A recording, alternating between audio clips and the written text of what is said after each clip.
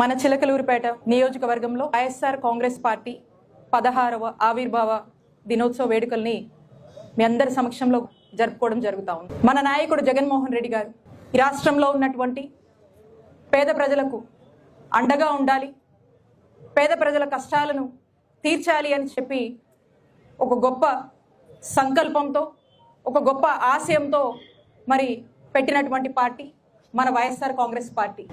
ఢిల్లీ అధిష్టానాన్ని ఎదిరించి అనేక ఇబ్బందులు ఎదుర్కొంటూ ఆ కష్టాల్లోంచి, ఆ ఇబ్బందుల్లోంచి ప్రజలకు అండగా ఉండాలని పెట్టినటువంటి పార్టీ మన వైఎస్ఆర్ కాంగ్రెస్ పార్టీ. మన నాయకుడు జగన్మోహన్ రెడ్డి గారు మరి ఈ పార్టీ పెట్టినప్పటి నుంచి కూడా చూస్తున్నాము. 15 సంవత్సరాల జర్నీ ఈ పార్టీది. మరి ఈ 15 సంవత్సరాల నుంచి అనేక సమస్యలు, అనేక ఇబ్బందులు, అవమానాలు, కేసులు, అరాచకాలు ఇవన్నీ కూడా ఎదుర్కొంటూ ఎక్కడా కూడా తమ యొక్క ప్రయాణంలో అదరలేదు, బెదరలేదు. ప్రజలు మన నాయకుడు జగనన్నకి, మన వైఎస్ఆర్ కాంగ్రెస్ పార్టీకి మరి వారి యొక్క ఆశీస్సులతో ఒక చక్కటి 5 ఏళ్ల పాలనని ఇవ్వగలిగాము. మరి ఆ 5 ఏళ్ల పాలన కనుక మనం చూసుకుంటే చక్కటి సంక్షేమం గతంలో ఏ రాజకీయ పార్టీ, ఏ రాజకీయ నాయకులు కూడా ఇవ్వలేనటువంటి గొప్ప సంక్షేమాన్ని, చక్కటి అభివృద్ధిని మనము రాష్ట్రంలో చక్కటి పరిపాలనను మనం అందించడం జరిగింది. జగనన్న ఇచ్చినటువంటి సంక్షేమం ఒక చరిత్ర. ప్రతి కుటుంబం కూడా మరి వారి యొక్క సంక్షేమంతో సంతోషంగా ఉండి ఇప్పటికీ కూడా వేణోల్లా కొనియాడుతున్నటువంటి పరిస్థితి. ఎందుకో మనం మంచి చేసి ఓడిపోయాం.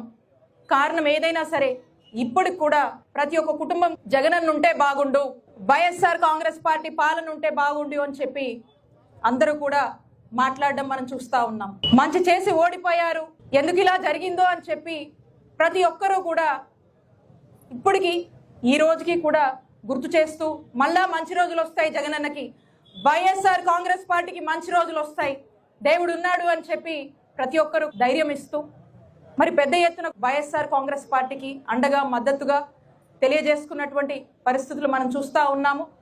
జగనన్న ఉంటే ఈ పండగకి ఈ పథకం వచ్చేది, జగనన్న ఉంటే ఆ పండగకి ఆ పథకం వచ్చేది, జగనన్న ఉంటే మా ఇంట్లో ఉన్నటువంటి నలుగురికి రకరకాల మేలు జరిగేది అని చెప్పి గుర్తు చేస్తున్నటువంటి పరిస్థితులు రాష్ట్రంలో ఉన్నాయి. చంద్రబాబు నాయుడు గారు మరి కూటమి అని చెప్పేసి అనేక మోసపు హామీలు, సూపర్ 6 అని చెప్పి అందులో జగనన్న ప్రభుత్వం కన్నా మించి సంక్షేమం అమలు చేస్తామని ఊదరగొట్టి మరి ఈరోజు వాళ్ళన్న సూపర్ 6లో ఒక్కటి కూడా సరిగా ఇస్తున్నటువంటి పరిస్థితులు లేవు. ప్రశ్నిస్తే వైఎస్ఆర్ కాంగ్రెస్ పార్టీ ప్రజల పక్షాన ప్రశ్నిస్తే కేసులు పెడుతున్నారు, పోలీస్ స్టేషన్ల చుట్టూ తిప్పుతున్నారు, అరెస్టు చేస్తున్నారు, అక్రమంగా జైలు పాలు చేస్తున్నారు. వైఎస్ఆర్ కాంగ్రెస్ పార్టీ ప్రజల పక్షాన వచ్చి ఫీజు రియంబర్స్మెంట్ కోసం ఒక ప్రొటెస్ట్ చేసిన, కరెంటు బిల్లులు పెంచారని ఒక ప్రొటెస్ట్ చేసిన, రైతుల కోసం ఒక ప్రొటెస్ట్ చేసిన, ఏ ప్రొటెస్ట్ చేసినా కూడా వస్తున్నటువంటి ప్రజల్ని, అక్కడ పాల్గొంటున్నటువంటి ఇన్ఛార్జీలు కావచ్చు, ఎవరైతే ఏముంది వాళ్ళ మీద ఏదో ఒక కేసులు పెట్టడం.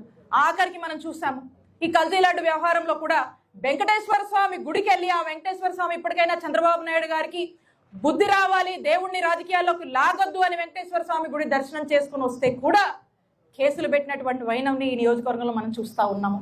ప్రజలందరూ కూడా చర్చించుకుంటున్నారు, ఏంటి రాజకీయం ఎటుపోతుంది. మరి ఈ రోజున మనం చూసుకుంటే గడిచిన 5 ఏళ్లలో ఏ రోజు మీరు ఎక్కడికి పోయినా మేము కేసులు పెట్టాలంటే ఎన్ని కేసులు పెట్టుండేవాళ్ళం, ఎన్ని చేసి ఉండేవాళ్ళం. మా నాయకుడు అలా చెప్పలేదే. మా నాయకుడు జగన్మోహన్ రెడ్డి గారు ప్రతి ఇంటికి సంక్షేమాన్ని అందించమని చెప్పారు, ప్రతి పేదోడి కన్నీళ్లు తుడచమన్నారు, ప్రతి రైతుకి భరోసాగా ఉండమన్నారు, ప్రతి నిరుద్యోగికి గురించి ఆలోచించమన్నారు, ప్రతి మహిళల యొక్క వాళ్ళ యొక్క సంరక్షణ గురించి, మహిళల యొక్క అభ్యున్నత గురించి ఆలోచించి మహిళా సంక్షేమమే ధ్యేయంగా జగన్మోహన్ రెడ్డి గారి పాలన కొనసాగింది. మేము ఈ దిశగా అడుగులు వేశాం. కానీ ఈరోజు మీ చేష్టలు, మీ పనులు, మీ పనితీరు, మీరు అన్నటువంటి మాయ మాటలు, మీరు చెప్పినటువంటి సూపర్ 6 లాంటి మాయ మేనిఫెస్టోని ఈరోజు ప్రజల్లో అమలు చేయలేక మరి ఈరోజు అన్ని కాలయాపన చేయడానికి ఏమంటే కేసు, అట్లంటే కేసు, ఇట్లంటే కేసు, ఈరోజు ప్రతి దాంట్లో కూడా రాజకీయమే. ప్రతి దాంట్లో కూడా మీ యొక్క బెనిఫిట్స్ చూసుకోవడం తప్పితే పేదవాడికి కానీ సామాన్య ప్రజలకు కానీ న్యాయం చేస్తుంది ఎక్కడ. కాబట్టి మేము ఒకటే చెప్తా ఉన్నాము, వైఎస్ఆర్ కాంగ్రెస్ పార్టీ మా నాయకుడు సిద్ధాంతం ఒకటే. మా నాయకుడు మాకు చెప్పింది, మా పార్టీ యొక్క సిద్ధాంతం ఒకటే. పేద ప్రజలకి ఎక్కడ కష్టం వచ్చినా, రాష్ట్రంలోని ఏ ప్రజలకు, ఏ వర్గానికి సంబంధించినటువంటి ఎవరికి ఏ సమస్య వచ్చినా వైఎస్ఆర్ కాంగ్రెస్ పార్టీ అక్కడ ఉంటుంది. వాయిస్ ఆఫ్ ద వాయిస్లెస్ గా నిలబడుతుంది, పోరాడుతుంది అని చెప్పి తెలియజేసుకుంటా ఉన్నాం.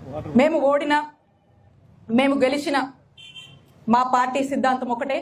ప్రజల పక్షాన నిలబడడం, ప్రజల కోసం పోరాడడం, ప్రజల కోసం పనిచేయడం, ప్రజల గొంతుగా వైఎస్ఆర్ కాంగ్రెస్ పార్టీ నిలబడి గొంతెత్తి ఈ ప్రభుత్వాన్ని, వాళ్ళు చేస్తున్నటువంటి అన్యాయాల్ని, అక్రమాల్ని ప్రశ్నించడం. ఇప్పటికే ఈ రాష్ట్రంలో చూస్తా ఉన్నాము, పరిస్థితులన్నీ కూడా రాష్ట్ర ప్రజలందరూ కూడా గమనిస్తా ఉన్నారు. ఇదే విధంగా ఈ కూటమి పరిపాలన కనుక కొనసాగితే ముందు రానున్న కాలంలో ప్రజలు సరైన సమయం కోసం ఎదురు చూస్తున్నారు.